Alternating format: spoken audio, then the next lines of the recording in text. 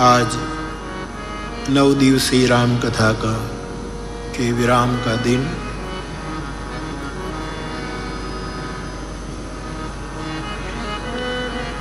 पुनः एक बार अनेक चेतना से भरपूर इस महाराष्ट्र की चेतनवंत भूमि को विदाई की बेला में मैं प्रणाम कर रहा हूँ।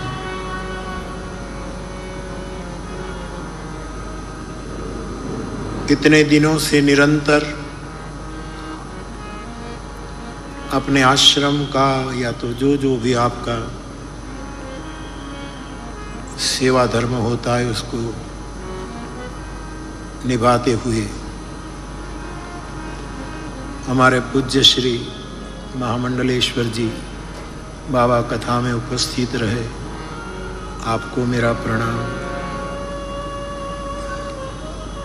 कई साधु संत भीड़ में मैं निकलता हूँ तब देखता हूँ जहाँ जगह मिलती है वहाँ बैठ करके कथा श्रवण कर रहे हैं। इन सभी के चरणों में प्रणाम करता हूँ। वारकरी संप्रदाय के जो हो गए, जो है, जो होंगे, इन सभी को भी मैं बहुत हृदय के भाव के साथ प्रणाम करता हूँ। मेरे इतने फ्लावर्स, मेरे श्रोता भाई बहन, आप सबको भी व्यासपीठ से मेरा प्रणाम और पुण्य श्लोक जवाहर जी, बाबूजी, दरड़ा, माताजी और आपका ही पूरा परिवार। आदरणीय डॉक्टर विजय बाबू दरड़ा, राजेंद्र बाबू दरड़ा, आपका पूरा परिवार, आपका पूरा लोकमत परिवार,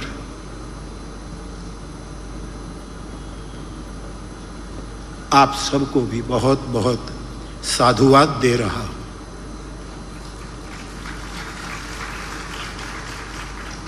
बाबूजी ने अभी कहा कि मैं धार्मिक नहीं हूं, मैं कोई विशेष पूजा पाठ करूं, ये करूं, ये करूं। ये मेरा सर्टिफिकेट नहीं है, लेकिन 9 दिन आपको देखा, आपके शब्दों को सुना, आपके वर्तन का अनुभव किया। इससे कहूँगा कि बाबूजी, आप धार्मिक हो न हो मेरा कोई रिश्ता नहीं, आप हार्दिक बहुत है। क्योंकि मैं 3-4 दिन से आपकी आंखों में देख रहा हूं, क्षण क्षण आंख नम जाती है आपकी। यह हार्दिकता का प्रमाण है। आप कहते हैं बापू, आपने हमसे जो लिया है वो दे देना, हमने आपसे जो लिया है वो दे देना। खबर नहीं ये लेन देन ठीक है कि नहीं, लेकिन मैं आपको आंसू देकर जा रहा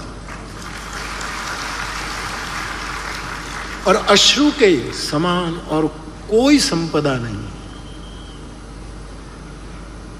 आदमी भीगा होना चाहिए।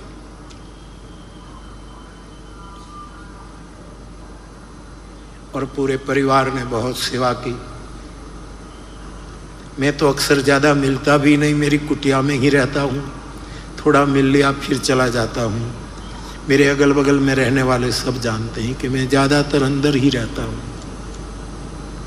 लेकिन आपने सेवा की, राज्य सरकार ने सद्भावना से सेवा की, व्यासपीठ की, स्थानिक प्रशासन ने, बाबूजी ने सबको याद कर लिया। इसमें मेरा सूर लगा दूं। सभी को बहुत बहुत धन्यवाद।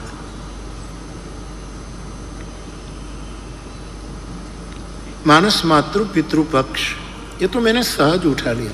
अब मुझे जाते समय लगता कि यही विषय यहाँ के लिए ठीक था,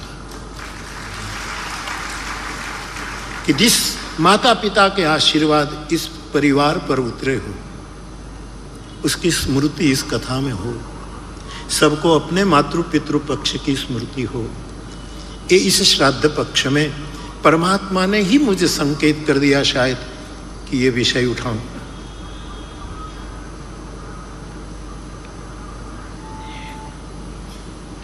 आदरणीय विजय बाबू, आप तो अपना अनुभव रोज बिल्कुल समय पर कहते हैं। मैंने मार्क किया कि जैसे समय पूरा होता है एकाध शेर या एकाध सूत्रात्मक वाक्य करके आप माइक छोड़ देते हैं। ये आपका विवेक है, ये समय की इज्जत है, ये समय का सम्मान है। लेकिन आज हम आए, गाड़ी में बैठा यहाँ आने के लिए, और मैंने विजय बाबू से पूछा कि तबीयत कैसी है। जरा राजेंद्र बाबू इतने दिनों से थके जो, तो आपने कहा ठीक है, वो निकल गए कथा में जाने के लिए। फिर एक बात राजेंद्र बाबू ने जो मुझे बताई वो मुझे सार्वजनिक करनी। आपने कहा कौन सी साल बताई? 1981। बोले 1981 तक हम दो भाई साथ थे, 1981 में हम बिलग हो गए। आपका ये धंधा, आपका ये धंधा, ये चला चला सद्भाव से। मेरा एक सूत्र है, साथ में रहो तो ही प्रेम से रहो, और बिलग हो जाओ तो भी प्रेम से हो जाओ। द्वेष से कभी बिलग मत होना और द्वेष से कभी साथ मत रहना। मैंने रिलायंस को भी ये सालों पहले सीख दी थी। रिलायंस को जब प्रॉब्लम हुआ और आदरणीय कोकिला बहन हेलीकॉप्टर लेकर तलगा जरड़ा आई और 15 मिनट मिलकर चल, तब मैंने कहा कि मैं तो एक साधु के नाते इतना ही कह सकता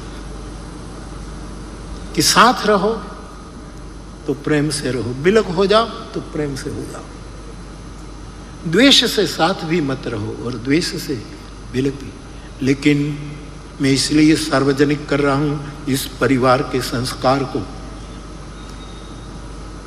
कि राजेंद्र बाबू ने मुझे कहा कि इतने सालों के बाद 81 के बाद हमारे दोनों भाइयों पुत्रों ने निर्णय किया हम फिर एक हो जाएंगे।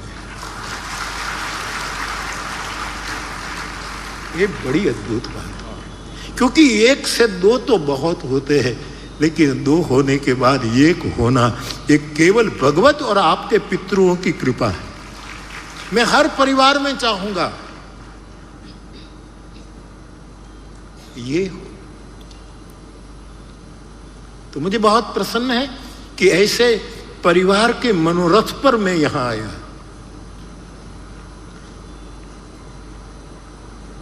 तो मैं अश्रु देकर के और आपकी सेवा के साथ बाबू मैंने देखा कि छोटे से छोटे आदमी का स्मरण। हम वहां शाम को जब बैठता हूं तो देखते हैं जितने लोग पूछते तुम क्यों नहीं देखा, तुम भोजन में क्यों नहीं थे, तुम वहां क्यों नहीं थे। छोटे से छोटे व्यक्ति के प्रति ये जो भाव, ये बड़ी अद्भुत बात है। आशीर्वाद तो मैं क्या दूं बाबूजी, ऑलरेडी आप ब्लेस्ड है ईश्वर के कारण, माता पिता के कारण। फिर भी जब तक व्यासपीठ पर बैठा हूं तो व्यासपीठ की शक्ति से मैं इतना कहकर विदा लूंगा कि वंशे सदैव भवताम हरिभक्ति रस्तु। आपके वंश में, आपकी वंश परंपरा में सदैव ये संस्कार, ये शील, ये सभ्यता, ये विनम्रता निरंतर रहे दिन दुना रात चौगुना बढ़े। अच्छा लगा। और बाबूजी मैं आपको कहूं, जब कथा होती है तो श्रोताओं से कितनी ही चिट्ठियां आती हैं मुझे, इसमें शिकायतें होती है, हमको रहने का ठीक से नहीं मिला, बैठने का ठीक नहीं मिलता है, भोजन में एक भी चिट्ठी नहीं आई है शिकायत की।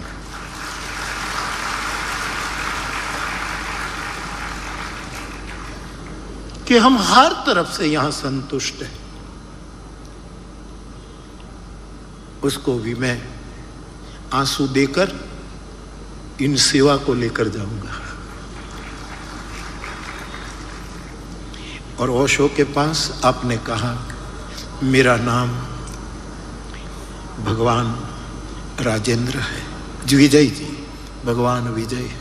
ये हिम्मत चाहिए ओशो के सामने, हिम्मत चाहिए। और सच कहा, यहां सब भगवान है, लेकिन ओशो के सामने कहना ये तो दरड़ा ही कह सकता है। ये अच्छा लगा। भाई इन माइक को बंद करवा दीजिए ना, कोई जाकर स्वयं सेवक, या तो उसका मुख बदल दी, दिशा बदल दीजिए। आज समय भी नहीं है और मुझे कुछ बातें उपसंहारक कहकर विदा लेना है। तो शास्त्र में भगवान की व्याख्या है, भग का अर्थ है ऐश्वर्य, भगवानी ऐश्वर्य संस्कृत में।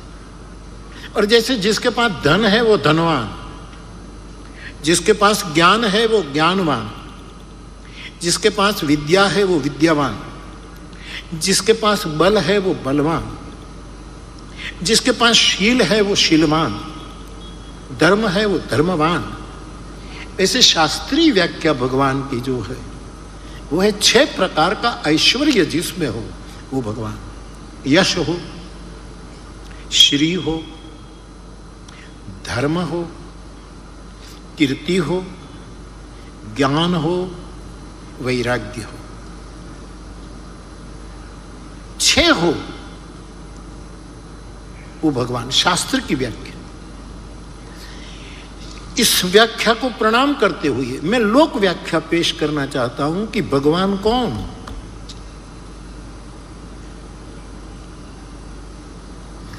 आप स्लेट में लिखिए भगवान, लोक व्याख्या है, शास्त्र की तो सनातन व्याख्या है, अद्भुत। इस शास्त्र के 6 प्रकार के भग जिसमें उसको हमने भगवान कहकर पुकारा है। भगवान परशुराम, भगवान राम, भगवान कृष्ण, भगवान महावीर, भगवान बुद्ध, भगवान शंकराचार्य, भगवान रामानुज, भगवान मध्वाचार्य, वल्लभाचार्य, भगवान ऋषभदेव, सबको भगवान कहकर पुकारा। लेकिन लोक व्याख्या क्या है? भ का अर्थ है भजन, भ मीन्स भजन। और भजन का अर्थ आप तिलक करो हमारी तरह, माला लेकर घूमो, ये हमारी मस्ती है। लेकिन भजन का अर्थ यही नहीं कि केवल तिलक करो, माला लो, 2-3 घंटे पूजा पाठ करो, ये करो तो अच्छी बात है। लेकिन भजन का अर्थ संस्कृत में भज धातु सेवा का संकेत करती है। जो अपने जीवन में अपने पास परमात्मा ने जो क्षमता दी है उसको लोगों की सेवा में उसका विनियोग करे, वो भजन है। भज धातु सेवायाम। यहां इतने स्वयंसेवक भाई बहनों ने रात दिन जो सेवा की वो उनका भजन था। परोसने वाले परोस रहे थे, वो उनका भजन था। तो भ का अर्थ है भजन मानी सेवा। फिर ग का अर्थ है विशाल गगन की तरह विचार हो, आंखें भी दृष्टिकोण गगन की तरह। एक गीत में पंक्ति आती है, ये विशाल गगन जैसे, ये विशाल नयन जैसे नील गगन, पंछी की तरह खो जाऊं मैं, सिरहाना हो जो तेरी बाहों का, अंगारों पे सो जाऊं मैं।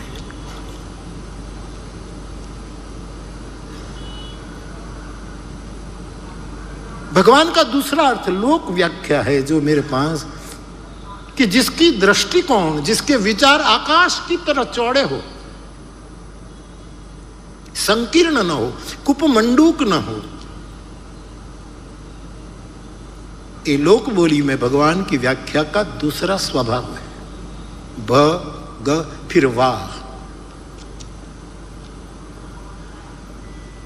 वाह का अर्थ मेरी तलगाजड़ी व्यासपीठ करेगी कि घर में गृहस्थ जीवन में रहते रहते जो पूरा गृहस्थ जीवन वानप्रस्थ की तरह जिए, वो भगवान का तीसरा रहे भवन में, लेकिन संपर्क में आए सबको लगे कि आदमी रहता है भवन में, उसकी दृष्टि तो वन में है, तपस्या में है, त्याग में है, तपोवनी आदमी है।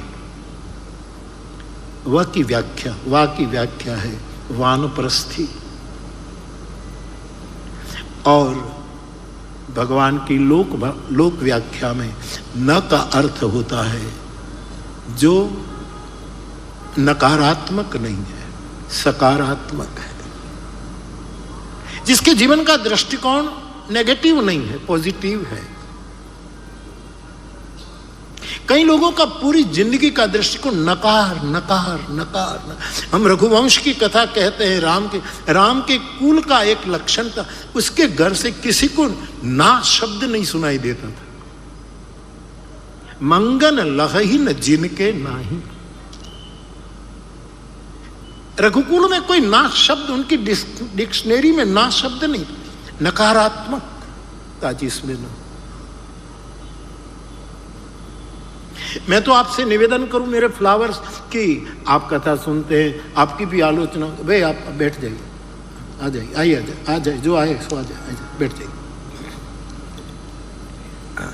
तो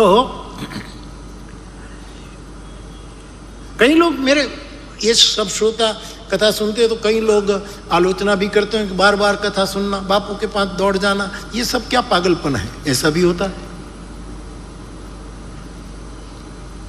भगवता प्राप्त करनी है तो कोई कुछ भी कहे, कोई नकारात्मक कहे, उसको भी पॉजिटिव दृष्टि से स्वीकार करें।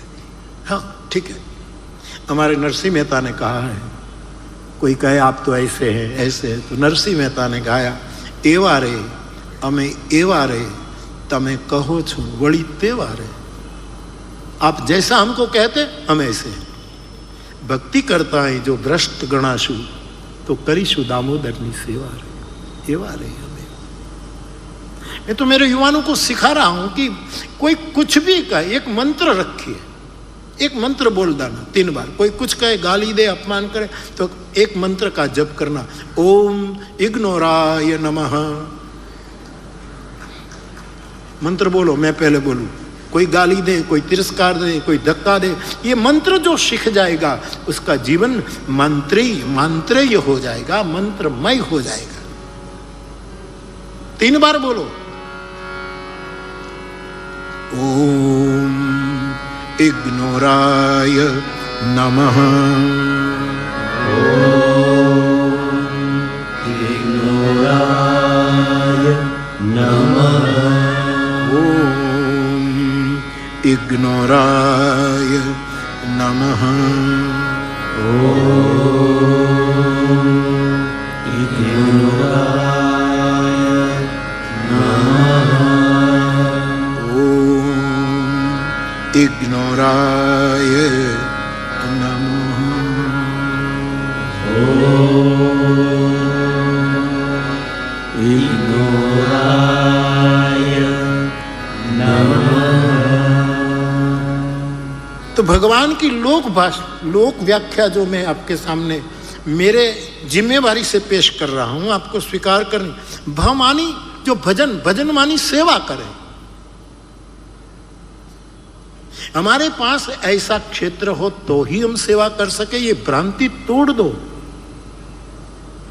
कई लोग सोचते हैं भक्ति वही कर सकता है जो केवल रंग हो, हाँ स्वभाव का रंग होना चाहिए, लेकिन कोई समृद्ध आदमी भक्ति करे तो उसकी आलोचना नहीं होनी चाहिए। कुछ न हो, भीख मांग कर खाए, कहीं भी पड़ा रहे, दीनहीन, ये तो अच्छा है स्वभाव की, लेकिन भक्ति, बाबा मुझे हमारे बाबा जी आपने मुझे कल कहा कि बापू आपने नाभाग की कथा सुनाई, भागवत के 9वें स्कंद में है। सही, मैंने फिर जाकर देखा कि किस स्कंद में, यहाँ कथा से गया तब, तो आपने मुझे शाम को कहा कि 9वें स्कंद की कथा है। और आपने ये भी कहा कि बापू कल समय होए तो थोड़ा 5 मिनट भी अम्बरीश के बारे में बोल दीजिएगा। प्रश्न और जिज्ञासा में अंतर है। प्रश्न बौद्धिक होता है, जिज्ञासा में जीव होता है, चेतना होती है। इसलिए हमारे शास्त्रों ने कहा अथा तो ब्रह्म जिज्ञासा, अथा तो भक्ति जिज्ञासा, अथा तो धर्म जिज्ञासा शब्द का है। बाबा मुझे जिज्ञासा कर रहे हैं, ये प्रश्न पूछकर मुझे नापने के लिए नहीं आए थे कि बापू को बताए, बापू थोड़ा बता दीजिए। अम्बरीश बहुत समृद्ध है लेकिन भक्त है। राख हो, दर दर भटकता हो, पहनने के कपड़े न हो, स्वभाव राख हो।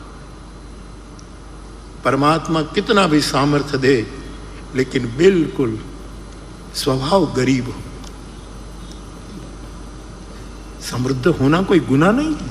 अम्बरीश की समृद्धि देखिए बाबा, नाभाग को रुद्र ने जो संपदा दी थी, कल मैंने आपसे सुनाया, इस सभी संपदा का मालिक अम्बरीश हुआ। बड़ा वैष्णव भक्त, वैष्णवों में आपका नाम है, भक्तों में आपकी गणना है।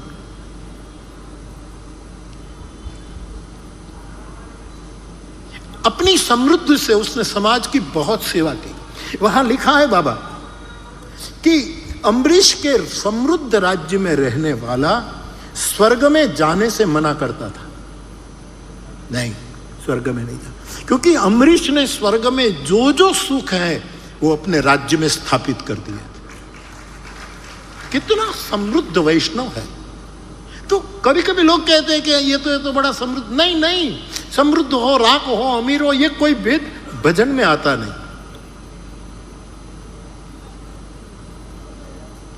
तो लोगों को जब पूछा जाता, देवदूत पूछे कि आप स्वर्ग में आओ, आप अम्बरीश की प्रजा, मना करते, ना हमें नहीं आना। जैसे कोई कहे अमेरिका लो, चलो ना हमारे साथ, तो कोई कहे नहीं भाई बहुत काम है, अमेरिका नहीं। स्वर्ग उस समय ऐसा रहा होगा कि कोई भी जा सकता होगा, ऐसा हो सकता है। महाभारत कहता है अर्जुन स्वर्ग में इंद्र के पास गया है। क्या मतलब है इसका? जाया जा सकता है, सदेह भी जा, मरने के बाद भी जाया सकता है, जिंदगी हो तब भी। तो तुकाराम भगवान गए हो तो कौन आश्चर्य है, वैकुंठ गए हो तो कोई आश्चर्य नहीं। यदि तर्कों से ही समझना है तो कभी कभी तर्क की भी अपनी प्रतिष्ठा होती है, दुष्ट तर्क की नहीं, सुतर्क की, लॉजिक जिसको कहते हैं, वो भी जरूरी है। जैसे जाते हैं, कोई ऑस्ट्रेलिया जाए, कोई फला जाए, तो वैसे उस समय जाते हो कि चलो स्वर्ग में वैकेशन। लेकिन अम्बरीश की समृद्धि ने भक्तिभाव पूर्वक इतनी प्रजा को सुखी किया था कि कोई स्वर्ग का नाम नहीं लेता। हम क्यों जाए, यहाँ कोई कम है, उनको आना हो तो यहाँ आए स्वर्ग वाले, हम क्यों जाए? आप कल्पना कीजिए, राम कथा ऐसा राम राज्य प्रस्थापित करने का एक प्रयास है कि ऐसा राम राज्य जहां हर प्रकार की दुनिया में न हो ऐसी सुविधा। जैसे आपने कहा कि आपने देवाबाहु को, आदरणीय माननीय देवेंद्र फडणवीस साहब को पूछा कि आपने क्यों हाँ कह दी, तो आदरणीय मुख्यमंत्री श्री ने कहा आपको कि इसीलिए कि मैं यहाँ से राम राज्य की प्रेरणा लेकर जाऊँ। अच्छी बात, यद्यपि व्यस्त थे तो बैठ नहीं पाए, लेकिन यहां आना भी पर्याप्त है। सुनना बुनना सब गौण बात है साहब,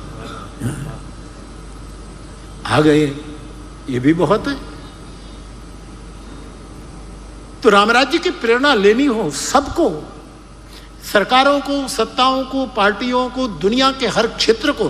तो मैंने पहले दिन जो बीज छोड़ा था, साधु मत लो।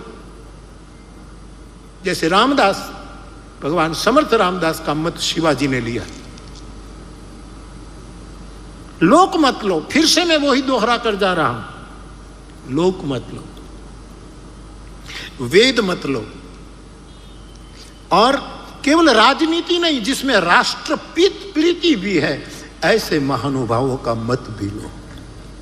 केवल राजनीति नहीं चलेगी। जिगर मुरादाबादी का शेर है ना कि उसका क्या फर्ज है वो अहले सियासत जाने। आपका क्या फर्ज है वो अहले सियासत जाने। मेरा फर्ज मोहब्बत है जहां तक पहुंचे, मेरा काम मोहब्बत है जहां तक फैले, जिसमें लबालब राष्ट्र प्रीति भली हो।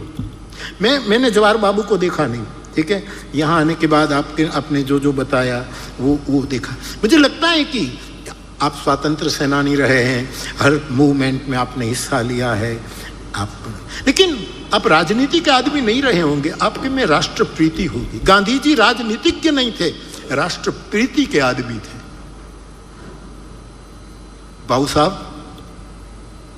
राम राज्य की यदि प्रेरणा लेकर लेनी है तो प्रत्येक व्यक्ति साधु मत ग्रहण करे। साधु मत। और साधु की मैं व्याख्या जन्म जन्म करूंगा तो भी मैं साधु की व्याख्या पूरी नहीं कर पाऊंगा, क्योंकि मैंने ऐसे साधु देखे। आप मेरे अपने हैं इसलिए अपनी बात कर रहा हूं। साधु 3 पर काम करता है, हेड पर काम करता है, हाथ पर काम करता है, हार्ट पर काम करता है। साधु 3 H को पकड़ता है, हेड, हार्ट और हैंड्स। आज समय नहीं, फिर मैं 3 H की भी व्याख्या कभी करूंगा कि 3 H में अंग्रेजी मुझे आती नहीं बाबूजी, मैं मैट्रिक तक पढ़ा हूं तो एक सब्जेक्ट का। आइए बैठिए विराज। तो क्या कह रहा था? 3 H।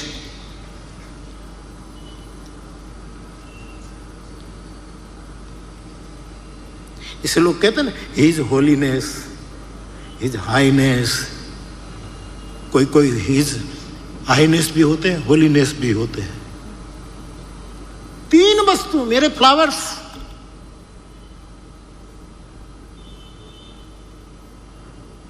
साधु मत लो।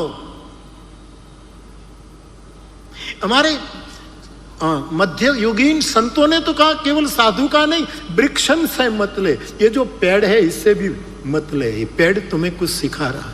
ये नदियों के प्रवाह से मत ले, सूरज की किरण से मत ले, ये पवन से मत ले, ये वर्षा से मत ले, वृक्षन से मत ले।